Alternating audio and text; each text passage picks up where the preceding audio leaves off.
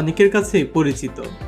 এই সড়কের নির্মাণ কাজটি ওয়াসার ওয়াটার সাপ্লাই প্রকল্পের কাজের জন্য দীর্ঘদিন ঝিমিয়ে চললেও এখন বেশ গতি পেয়েছে কাজটি। এই সড়কটি 6 লেনে উন্নীত করার পাশাপাশি এই সড়কের আশেপাশের খালগুলোকে দখল মুক্ত করে সংস্কারের মাধ্যমে ফিরিয়ে দেওয়া হচ্ছে নান্দনিক রূপ।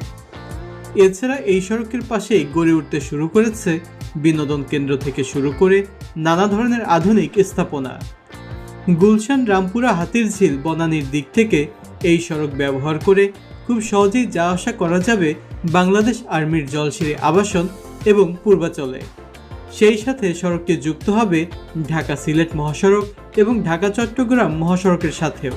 আবার হিমায়তপুর থেকে শুরু হওয়া মেট্রো রেল লাইন 5-এর সর্বশেষ স্টেশন হবে এই মাদানী অ্যাভিনিউতে সেই। এর মাধ্যমে মাদানী অ্যাভিনিউ হয়ে উঠছে রাজধানী ঢাকার নতুন একটি বাইপাস সড়ক। আমাদের আজকের ভিডিও